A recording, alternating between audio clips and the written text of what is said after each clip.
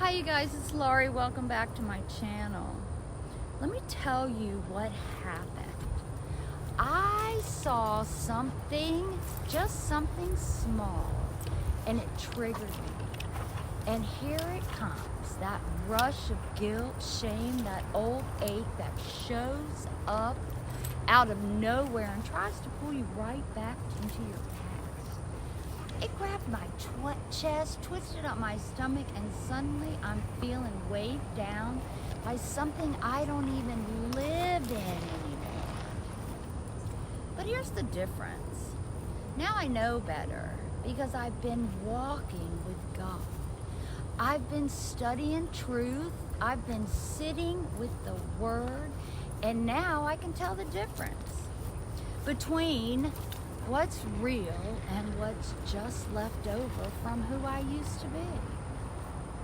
It doesn't belong to me anymore. You know, that guilt, that feeling that something's wrong with me, that's not God. That's old energy. That's confusion. That's fear wearing disguise. It's enemy trying to rent space in my mind. But God doesn't live there. God doesn't dwell in confusion. He doesn't dwell in shame. He doesn't dwell in fear. He dwells in peace. He dwells in joy. He dwells in freedom. He dwells in the right now. Right now. Like Neville Goddard said, the power of awareness. And ladies, when I felt that old energy rise up, I didn't spiral.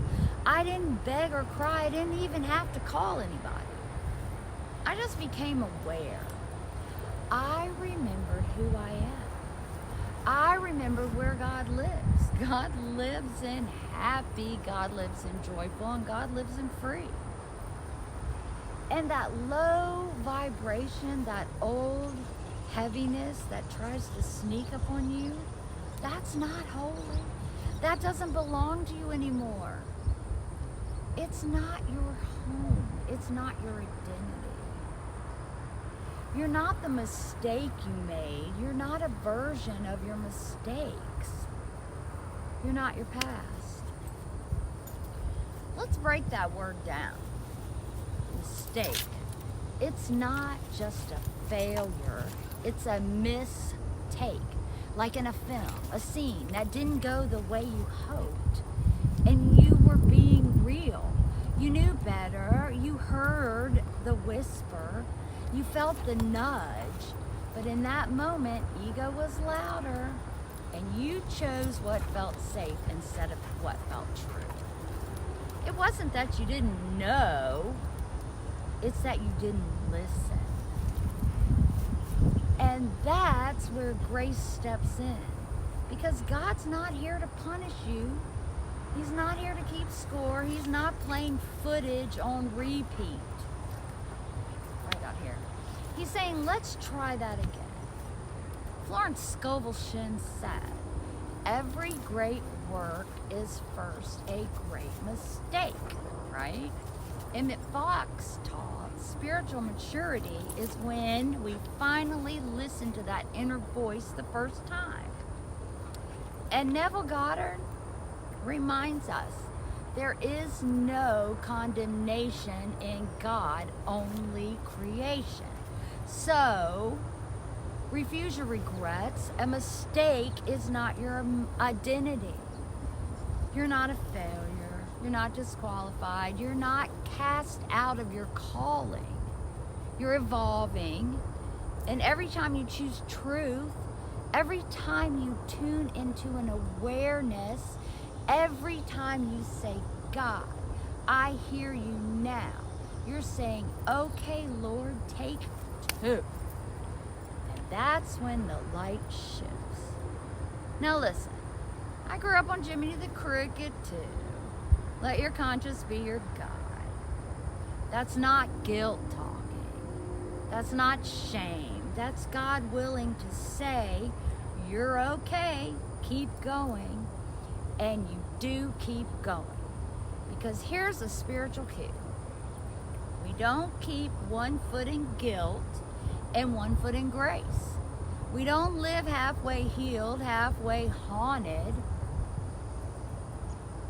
You cannot worship two gods.